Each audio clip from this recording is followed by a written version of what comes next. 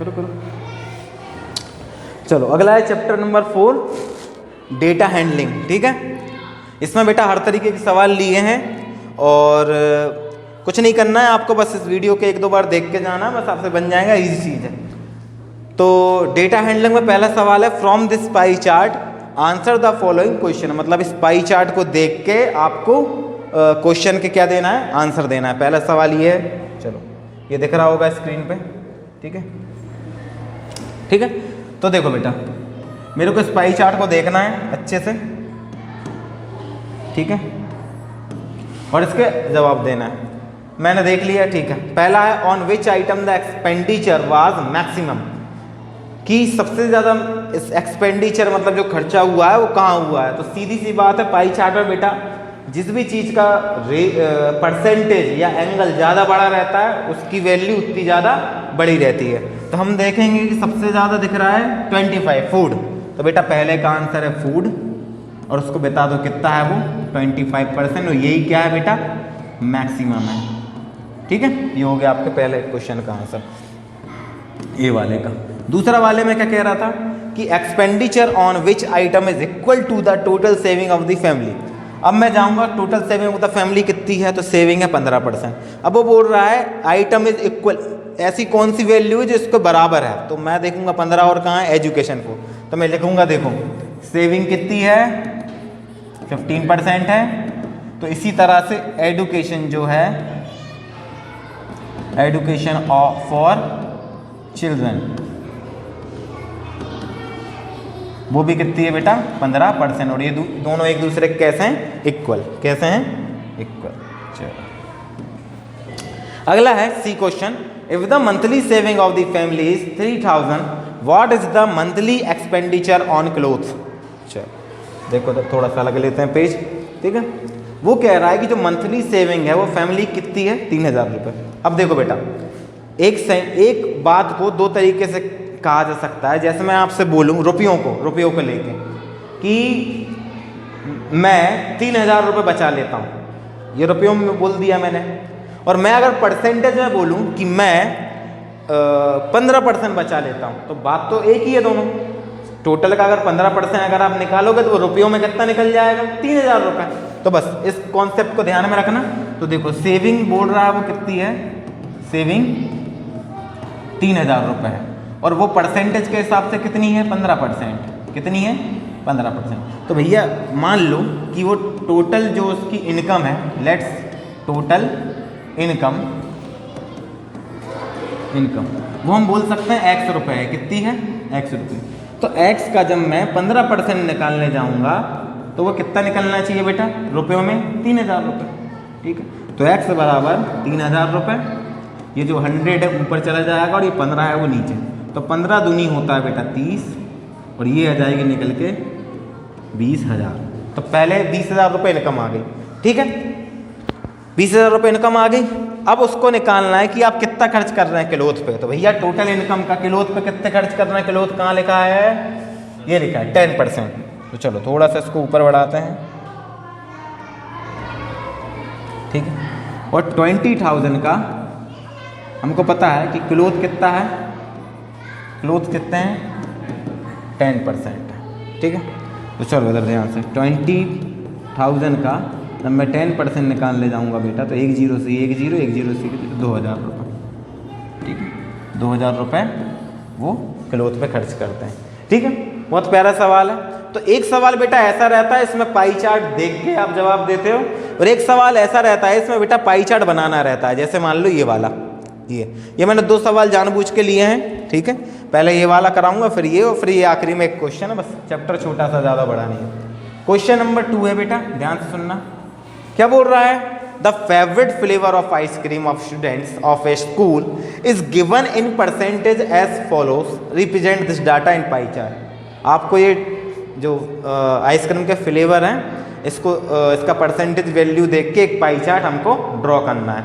चलो तो पहले तो देखो बेटा हमको क्या होता है पाई चार्ट बनाने के लिए हमको चाहिए एंगल। क्या चाहिए, एंगल, सेंट्रल एंगल जिसको हम बोलते हैं। ठीक है, देखो उधर ध्यान से करने का तरीका ऐसे ही करके आना जैसा मैं बता दे रहा हूँ। देखो पहले तो आपको फ्लेवर लिख लेना है यहाँ। ठीक है, फिर उसका परसेंटेज, फिर उसकी फ्रैक्शन वैल्यू, और फिर आखिरी में उसका एंगल। इस थीटा बना दिया मैंने, थीटा नहीं बनाना था, एंगल। ठीक है, चलो देखना भैया, आप किसकी बात कर रहे हो? पहले चॉकलेट की। ठीक है, वो कितना है? 50%। ठीक है, फ्रैक्शन वैल्यू कितनी आएगी? 50 बटे परसेंटेज हटाओगे कितना आ जाएगा? 100। मतलब 50 से कम 50, 50 दूनी 1/2। ठीक है, अब वो एंगल बाद में इकट्ठा निकाल के दिखाऊंगा। फिर वेनिला है, ठीक है, वेनिला बोल रहा है 25%। फ्रिक्शन वैल्यू कितनी आ जाएगी बेटा? 25/100। 25 से कम 25, 25 चुके 100। ठीक है, ये फ्रिक्शन निकालने के लिए बेटा, अब यहाँ तो परसेंटेज है, मान लो अगर कहीं परसेंटेज नहीं दिया रहता तो नीचे रहता है योग। क्या रहता है? योग। जैसे मान लो अगर ये 50-25% नहीं होता तो अपन बटे में क्या लिखते? फ्रिक्शन वैल्यू निकालने के लिए इनका योग। ठीक है, इतना याद रखना। और ये सवाल मैं अब भी करवाऊंगा, इसमें बताऊंगा ही। अदर भी कितना बेटा? 25%। तो बेटा 25/100 करोगे ना तो ये भी आ जाएगा 1/4। अब एंगल निकालने के लिए क्या करते हैं हम? 360 से क्या करते हैं? इंटू। तो बेटा ये हो जाएगा 3 एकम 3, 3 अट्ठे 16 और 0, तो आ जाएगा बेटा 180। 1/4 काय से इंटू करेंगे? 360 से, 4 नाम 36 बेटा 90 आ जाएगा। इसको करेंगे, ये भी कितना आएगा? 4 नाम 36। ठीक है, तो मतलब 90। तो एंगल आ गए सबके। अब बस आपको पाई चार्ट बनाना है और कुछ है ही नहीं। तो चलो पाई चार्ट बना लेते हैं जल्दी से। ठीक है, इसमें लिए अपने अस्त्र शस्त्र ले लेते हैं। चलो देखो इधर यहाँ से, हाँ यहाँ अभी नहीं बाबू, थोड़ा सा ऊपर करो। हाँ, अब देखो ये हो गया सर्कल। अब आपको 180 बनाना है। आपको पता है 180 कितना होता है? ये हो गया 180। तो ये हो गया चॉकलेट। ठीक है, चॉकलेट ये आ गया। उसके बाद 90, तो ये 90 हो गया, ये भी 90, तो ये हो गया वेनिला, और ये हो गया अदर। तो ये बन गया तुम्हारा बेटा पाई चार्ट। ठीक है, अगला करते हैं। अगला है ड्रॉ ए पाई चार्ट। आपको पाई चार्ट ही बनाना है। देखो अब चीज़ समझ में आएंगी तुम्हें, ठीक है ना? देखो इधर ध्यान से, इसमें पाई चार्ट ही बनाना। तो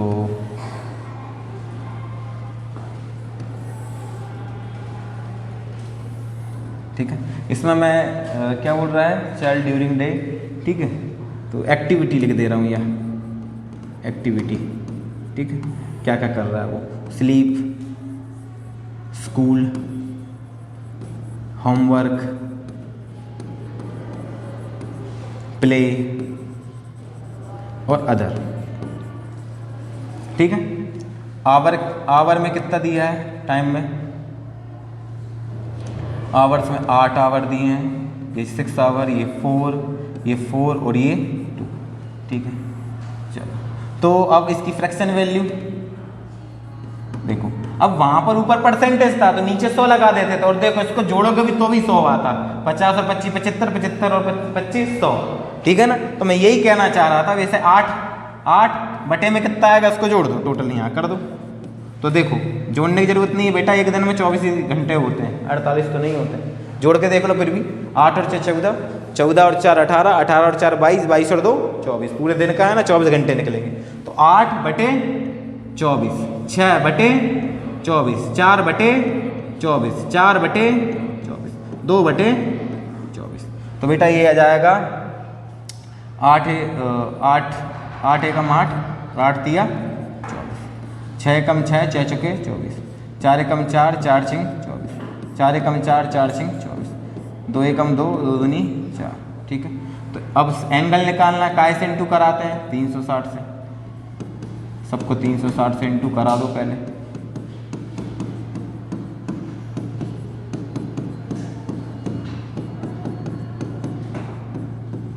ठीक है, काटोगे 3 एकम 3, 3 दूनी 6, 120 आ जाएगा इसका।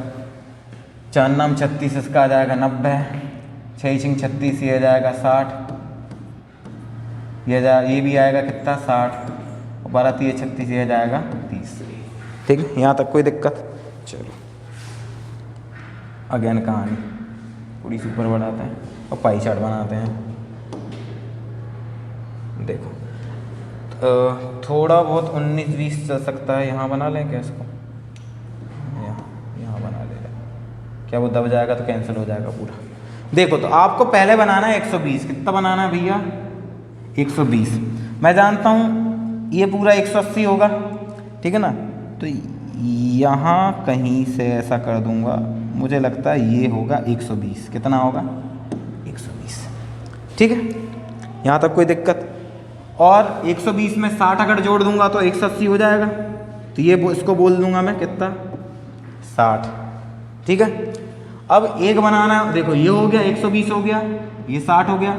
अब और लिख भी दूँ, ये स्लीप हो गया और ये 60 कौन सा लिया, होमवर्क HW।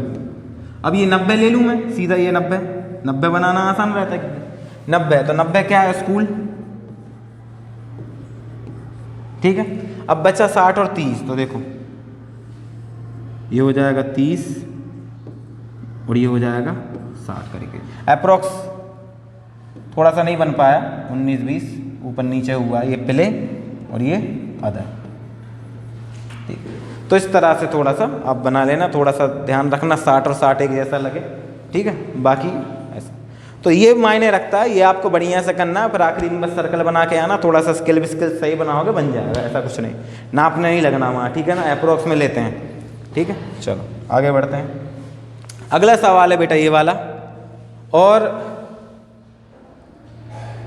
इसके बहुत सारे सवाल अलग अलग दिए थे, तो मैंने क्या किया इकट्ठा एक जगह सारे सवाल लिख दिए, डाई वाले, डाई मतलब वो पासे वाले लूडो वाले, ठीक है।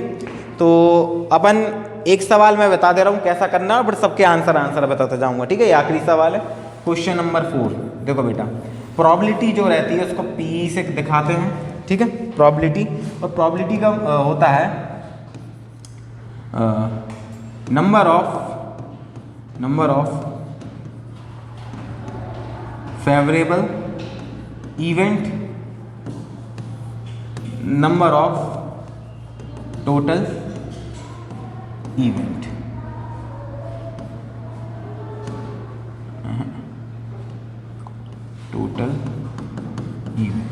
ठीक है। ये आपको सबसे पहले ये लिखना है, उसके बाद आप सवाल देखना है। तो फेवरेबल का मतलब होता है जो सवाल को चाहिए आप चाहते हो, ठीक है। तो देखो इधर ध्यान से, तो पहले तो टोटल इवेंट बता दो उसको कि टोटल इवेंट कितने हैं। तो भैया एक लूडो में क्या क्या आ सकता है, 1 2 3 4 5 6, इतने ही आ सकते हैं। तो नंबर ऑफ आउटकम कितने हो गए 6। अब पहला वाला क्या बोल रहा है, ए सवाल बोल रहा है ए स्मॉलेस्ट प्राइम नंबर, ठीक है। तो देखो भैया प्राइम नंबर कौन से होते हैं, जो केवल 1 से और खुद से कटे। तो देखो 2 3 और 5 ये है इसमें प्राइम नंबर। लेकिन वो क्या बोल रहा था स्मॉलेस्ट, तो सबसे छोटा कितना है 2। नंबर ऑफ आउटकम कितने आएंगे, एक ही तो संख्या है। तो बेटा अपने पास प्रोबेबिलिटी निकल के आएगी favourable event upon total event, मतलब यही आपका क्या है फाइनल आंसर। तो आपको ऐसे करके आना है, ठीक है। अब इसके बाद मैं क्या करूंगा, मैं आंसर करूंगा केवल, ठीक है। चलो अगला देखते हैं। बी क्वेश्चन में क्या कह रहा था, एन इवन नंबर आना चाहिए, इवन नंबर, ठीक है। तो इवन नंबर में कौन कौन से हैं, 2 4 6, जो 2 से डिवाइड हो जाता है उसको इवन नंबर बोलते हैं। तो टोटल आउटकम कितने आ गए बेटा 3। तो अपनी प्रोबेबिलिटी क्या कहती है, favourable event upon total event. तो ये आपका क्या हो गया आंसर, इसको काट दो, सॉरी थोड़ा, 3 एकम 3 और 3 दूनी 6, ये है आपका फाइनल आंसर, ठीक है। आगे बढ़े। सी क्वेश्चन क्या कह रहा है, सी क्वेश्चन कह रहा है एन ऑड नंबर।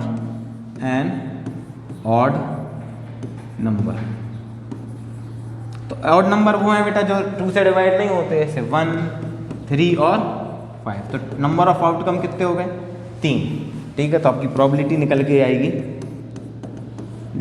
3/6, मतलब 3 एकम 3 3 दूनी 6, ठीक है। अगला देखो, ए नंबर ग्रेटर देन 5, डी, ए नंबर ग्रेटर ग्रेटर देन 5 से बड़ा नंबर एक ही है वो 6, ठीक है, मतलब नंबर ऑफ आउटकम एक संख्या है केवल एक, ठीक है। तो आपके पास प्रोबेबिलिटी निकल के आएगी फेवरेबल इवेंट 1/6, ठीक है। फेवरेबल इवेंट क्या होता है बेटा, जो सवाल चाहता है, जो आप चाहते हो क्या आना चाहिए उसको फेवरेबल इवेंट, मतलब ये जो है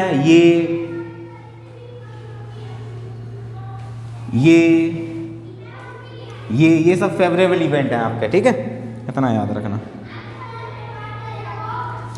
चलो अगला है डी हो गया, ई।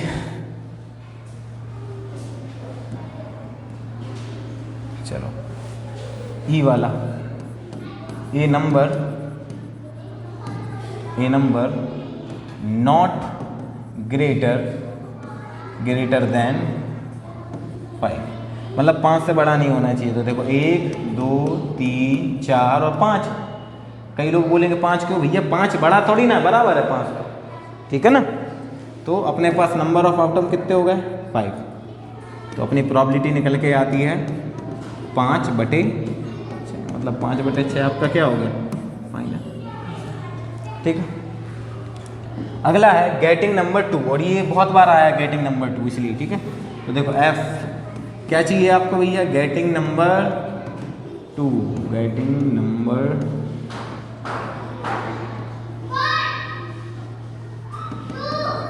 ठीक है, गेटिंग नंबर 2। तो इसकी जगह 3 4 5 कुछ भी आ सकता है, उससे फर्क नहीं पड़ता भाई। 2 कितनी बार आ सकता है, एक ही बार, तो आउटकम कितने हो गए 1, तो आपके पास प्रोबेबिलिटी निकल के आएगी P 1/, और यही आपका क्या है फाइनल आंसर। अगला है, ये भी बहुत इंपॉर्टेंट है, जी वाला, गेटिंग नंबर फ्रॉम 1 to 6, ठीक है, 1 to 6 बहुत इंपॉर्टेंट सवाल है ये भी, ठीक है। 1 2 3 4 5 6, भाई 1 से लेके 6 तक यही है, ठीक है। तो आपके पास टोटल आउटकम कितने होगा फेवरेबल 6, तो प्रोबेबिलिटी निकल के आएगी बेटा 6/6, मतलब 1, और 1 का मतलब क्या होता है, श्योर इवेंट, क्या होता है, तो जाहिर सी बात है भाई, एक लूडो को फेंकोगे इसमें से कोई ना कोई आएगा ही, श्योर है ये तो, ठीक है। अगला देखो H, टू गेटिंग नंबर 7, देखना भैया ये भी बहुत इंपॉर्टेंट सवाल है, ठीक है। अब एक बात बताओ कि भाई क्या लूडो में 6 तो साइड रहती है, क्या 7 आ सकता है, पॉसिबल ही नहीं है। तो हम लिखेंगे कि भैया नंबर ऑफ आउटकम कितने, 0 आएगा ही नहीं, तो प्रोबेबिलिटी निकल के आएगी 0/6, इसका मतलब 0, ठीक है। और ये कैसी इवेंट है, इम्पॉसिबल, कैसी है, हो ही नहीं सकता, ठीक है। तो बहुत प्यारा चैप्टर है बेटा ना, छोटा सा है, ज़्यादा नहीं, 10-15 मिनट में रिवीजन हो जाएगा इसका। बार बार ये वीडियो देखें और ये सवाल जो इनको अच्छे से देख लें, और ये 2 सवाल बढ़िया से अच्छे से करें। पाई चार्ट जब भी आएगा 4 5 ऐसे बड़े नंबर में आएगा, ठीक है। तो बढ़िया इसकी तैयारी करें, चलो बेटा ठीक है, थैंक यू।